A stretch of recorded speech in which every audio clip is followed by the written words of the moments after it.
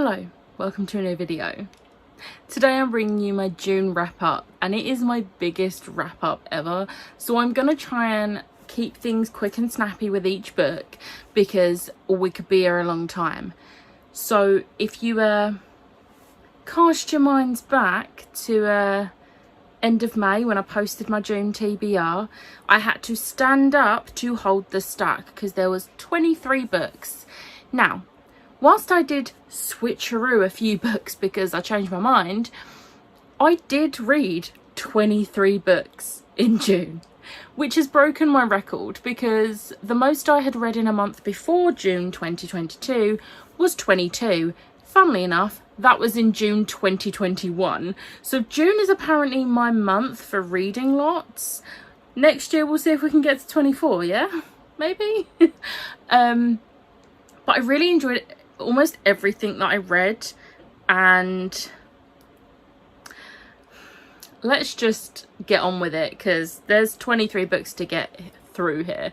So of those 23 books, there was a total of 7,947 pages, and I spent 56.25 hours listening to audiobooks. So a lot of the audiobooks were a mix of like audiobooks and having the physical book in front of me, which I found was really helping me, especially with some of the like heavier fantasies or just fantasies in general. So a lot of the audiobooks were that. There was only one book that was purely audiobook. So yeah, I'm quite happy with that. There's a lot of listening time. And it's also the first month this year that I didn't DNF a book. I came close. If you've seen the vlog for the final few days, you'll know what book. But we're going to get to that because it's right at the very end. So we'll get there. But I'm just going to get stuck in with the books and their ratings and everything.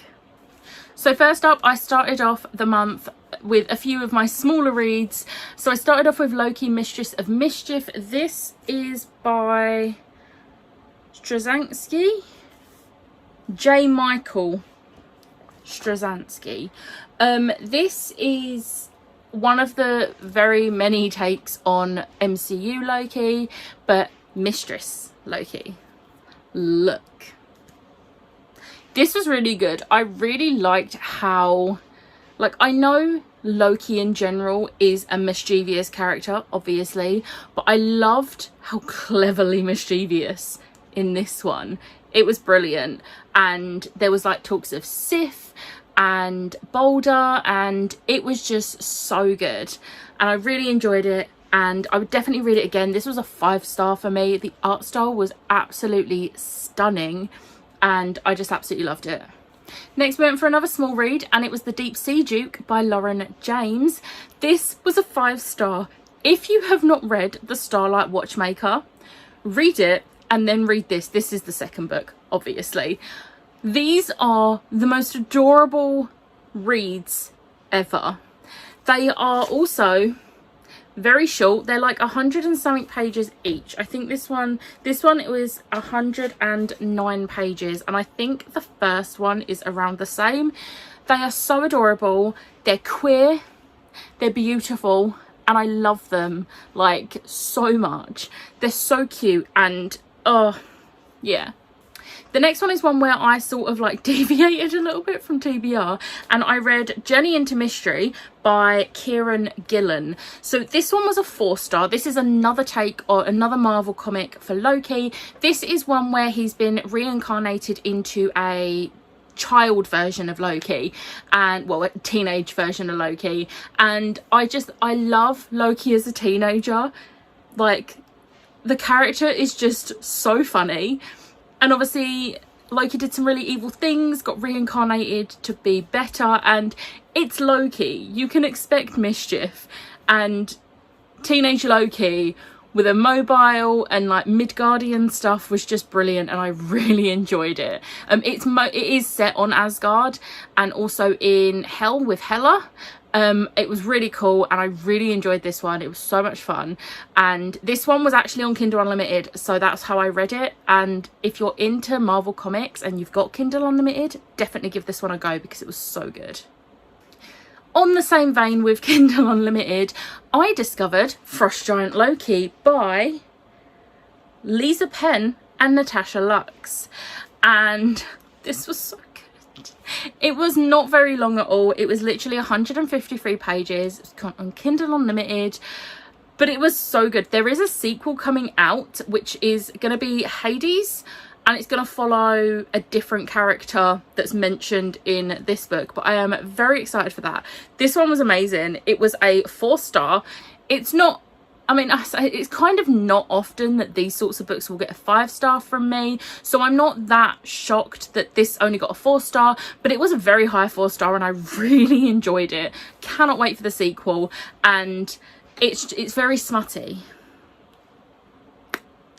The main character literally gets sucked into a portal and ends up with Loki. Frost Giant Loki. Jotunheim Loki. King Loki. I'm gonna stop saying Loki, but yeah, this. Next up is one I'm so glad I finally read, and that is Ember Queen by Laura Sebastian. This is the final book in a trilogy. I read the second book in 2019, I think I read it the year before this one came out. This one came out in 2020. I finally read it. I was so daunted by it, and I was instantly, from like page 1 of this, I was instantly sucked back into the story. I remembered everything. I do have that ability that I am able to pick up a sequel, and within like a page or two I've remembered everything that happened in the previous book or books. I know not everyone has that ability, and I do not know how I do, because I have the worst memory ever, but apparently with books I don't. I'm good. But I absolutely loved this one. I'm so glad I finally read it, and I'm really glad that I'm gonna get to go get my whole trilogy signed by the author at Yalk and be able to be like, I loved this series, having read the entire series now. This got a 5-star. I'm actually not shocked this got a 5-star, because it was just so good and such a good ending to a series. I was just like, yes. Next we have Green Rising by Lauren James. This was so good. This is sort of like a dystopian, but not completely unrealistic. Parts of it were a bit unrealistic. So this group of teenagers from a certain part of the generation start having these like powers that are related to plants, and it was just so cleverly done. But there was also a lot of talk about climate change and the effects and like what can be done to help stop it, and it was just such a good story. I really enjoyed it, and if you're into sci-fi and dystopian sci-fi to be exact, give this a go. Lauren James is an incredible writer, and this was just another one of her amazing books. This was a 4-star. It was very close to being a 5-star. For me, it was like the logic side of it got a little bit lower on core pile than everything else, but I don't think the logic was bad. I just think there was this one thing that could have maybe been different, but I can't say what because of spoilers. But I absolutely loved it, and I would highly recommend it. Okay, I've realised I'm actually talking quite slow and talking about each of these books, so I'm going to try and speed it up because we're already almost at 10 minutes of me talking. Next up, we have Grave Mercy by Robin Lefevers. This was one of the books on my leftovers self-destruct from last year that I had to read this month, and I'm so glad I did. This was such a good book, and I'm so glad I read it because I want to read the rest of the series now, and I'm not going to be unhauling it, which is kind of annoying because there's 5 books that I own, but at the same time, I'm glad I read it and loved it because there's another series I'm into now. This was a 4-star. It was sort of a solid 4-star. It wasn't like close to being a 5-star. There was a few things that I was like, but for a YA fantasy, I think it's YA, I could be wrong, but for a fantasy that isn't that high fantasy, it's like pretty standard fantasy. It was really good. It's got assassins and it's awesome. Next up, we have How Do You Like Me Now by Holly Bourne, and I was actually a little bit disappointed. So this one was a 3-star. However, it's not so much disappointed. It's hard to explain. Holly Bourne is an autobiography for me.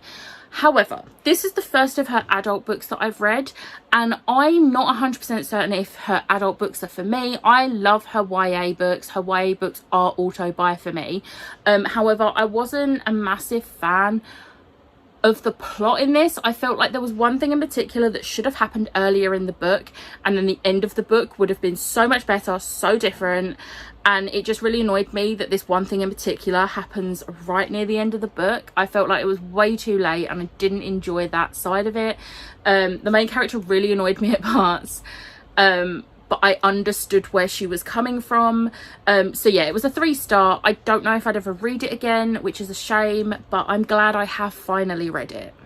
Next, we have another one from that leftover 2021 self-destruct, and that's The Queen's Fall by Ali Sherrick. Now, this one is technically a 3-star. And I'm going to say that because I put it through Corpile and it came out as a 2-star. I went to put it on Goodreads and no one has rated it a 2-star. So I didn't want to be the first. So I literally tweaked one number to 1 point higher and it changed it to a 3-star on Corpile. So I put it as a 3-star. Partly because this is a middle grade and I feel bad giving middle grades 2 stars anyway, but when this one didn't have any 2 stars as it was, I didn't feel right. Because I don't think it's anything to do with the fact that it's a middle grade. I genuinely think it might be because it's historical fiction. I thought this was going to be different than what it was. I didn't actually realise, and maybe I read the blurb wrong, I'm not sure, but I wasn't a massive fan and I won't reread it, but I'm glad I did read it. Next up, we have Twin Crowns by Catherine Webber and Catherine Doyle. This book was amazing. Oh my god. So this is actually the arc that I won. It's the Rose arc that I won in Yalk at Home 2021. And I've only just got to it, but I'm actually really glad I waited because it came out in May 2022. And if I'd read it when I first got it, then I would have to wait double the amount of time for the next book. And I'm not okay with that. This was amazing. I loved the characters, the story, like the world, the magic, everything. Obviously, no surprise, this was a 5-star. I am obsessed. Next up, I read Stuck With You by Ali Hazelwood. I'm going to give you 2 seconds to attempt to guess what I gave this one. I mean, it's not really a guess. It was 5 stars. However, this was my least favourite of all of the Ali Hazelwood I've currently read. So this is where I get petty. I said it in my vlog, but and this isn't a spoiler, basically there is one line, so character's got a 9 instead of a 10 on Corpile, because the main character makes a comment in her mind about, she's like thinking about like the worst things in the world, and she says the Star Wars prequels. Now I could have like swept that comment under the rug if it was the sequels, because whereas I love the sequels, I know a lot of people don't. There is a lot of people that don't. I know that Ali Hazelwood does because she's written 3 books that the main male character is literally Adam Driver, Kylo Ren type character. So, but it's the prequels. I'm not okay with that. There is like the first 2, yeah. Revenge of the Sith is a cinematic masterpiece. Like, I can't even talk. That's how annoyed I get about this. But yes, the character's got a 9, but it's still like an amazing book. It was still a 5-star, very, very, very high 5-star. But it was just my least favourite just purely on that comment. It's also the first one that I've read by her where the male main character isn't Adam Driver, but he is referred to in like all the promo as Corporate Thor. So yeah. Next up was The Roommate by Rosie Dannon. This was so good. This is a 5-star. This has it's not a twist. Romance books don't really have twists, but it's like a little thing that happens that I did not see coming in this book. It's not hinted at. It's not like given away in the blurb, and honestly it was my favourite thing about this book. I loved it so much and I had such a fun time reading this. The main characters, obviously there is a miscommunication trope, which is my pet peeve, but where I'm getting more into romance, as long as the rest of the book's great, I sort of like, I can bypass the miscommunication a little bit, but I really enjoyed this. It was such a fun read, and I loved the characters, and that thing was amazing. Next up, I read Dry by Neil Shusterman and Jared Shusterman. This book, man, this book was so good. Although, I will say, have a bottle of water handy, because it will make you so thirsty. Literally, the taps get turned off in California and all hell breaks loose, as you would imagine, when people don't have access to water. So yeah, it's very dystopian, but in the sense that it honestly wouldn't surprise me if this happens, and it's absolutely terrifying. But it was amazing. It was so well written. I loved the characters. All of the things the characters had to go through was just like brutal, especially since it's YA, but it was just so good, and I highly recommend this. I don't know if I said, but this was a 5-star, obviously. Next up, we have The Secret Sunshine Project by Benjamin Dean. This was so wholesome, so adorable, and I loved it. This is a 4-star. It was a slightly higher 4-star than Me, My Dad and the End of the Rainbow, but I absolutely adored this. The characters are adorable.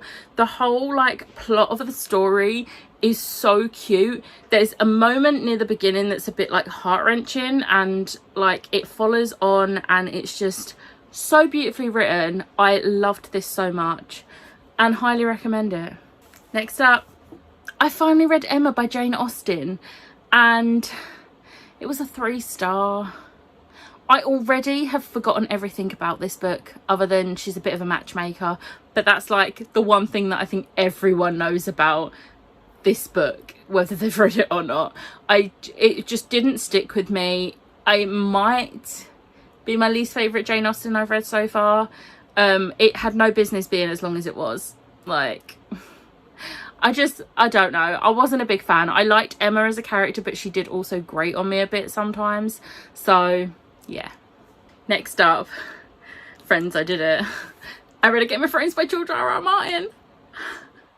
And guess what? I absolutely loved it. And it was a 5-star for me. Like, what even? Like, who even am I?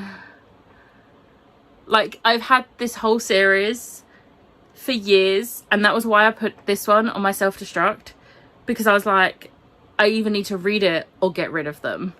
And I read it, and I'm so glad I read it and didn't get rid of it beforehand. I will not be getting rid of these. They are, well, the first one is amazing. If you've watched the TV show and you're worried about the book being completely different, I can promise you this is almost word for word to the TV show. There are a few things, but like minor things that are different. But my favourite scene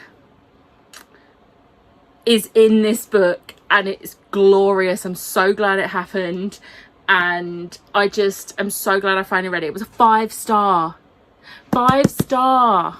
I didn't think it would be, but it was. Loved it so much. Next up, I read A Psalm for the Wild Built by Becky Chambers. This was a 4-star. I really enjoyed this. This was so adorable. I also have recently found out there is actually going to be a sequel, and it comes out soon, so I'll definitely be picking this up. It was so wholesome. The characters were adorable, and it was just a fun, quick read, and it was so lovely.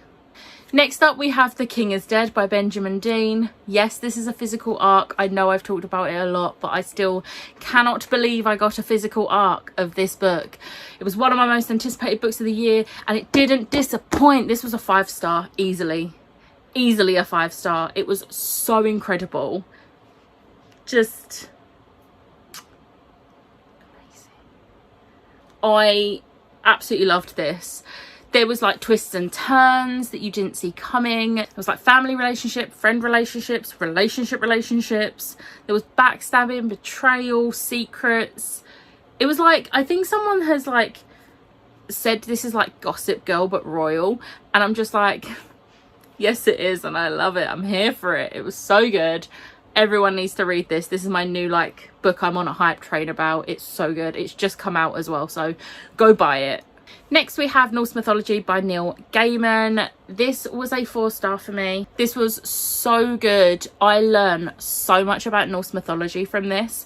It's very much just like tales, like collection. It's kind of like a short story collection, but there's different tales about Norse mythology characters, and it was amazing. There was one in particular that it's one that's featured in the Magnus Chase series by Rick Riordan, so I kind of knew how the story went, but obviously in Magnus Chase it's slightly different because Magnus actually helps with the situation, so it was fun to read the actual like story without Magnus Chase. But this was really good, and if you're not sure where to get into mythology and you want to, I highly recommend this because it was really good. And if you like audiobooks, Neil Gaiman actually narrates the audiobook for this, and amazing. The next book I read was The Umbrella Academy Volume 1 by Gerard Way and Gabriel Barr. This was a 3-star. Now, don't come for me. I really enjoyed it. I just think I've hyped it up too much, and other people have hyped the TV show up too much, and I took all that in and it just fell a bit flat for me. I really enjoyed it. I want to say that. I did really enjoy it. I really like the characters and I'm going to continue reading them, and I will eventually be watching the TV show. But it just wasn't as amazing as I thought it would be, and it just disappointed me a little bit, so this might come out as a 3. But I really enjoyed it. I promise. We're almost done. Next up we have Loveless by Alice Oseman. I finally read everything Alice Oseman currently has released, and I really enjoyed this. This was a 4-star, but it was wholesome in parts, and I really felt for the main character with trying to like figure out their identity and everything and where they fit in, even though you don't have to, like it's a very personal thing. But I absolutely loved seeing some Ace and Arrow rep in books, because I don't think I have read many, if any, books with rep, and obviously it's not going to be good rep for everyone, but I have heard a lot of people say it was really good rep, and it is own voices as well, I believe anyway. So yeah, I really enjoyed this. It was so good. I loved the characters.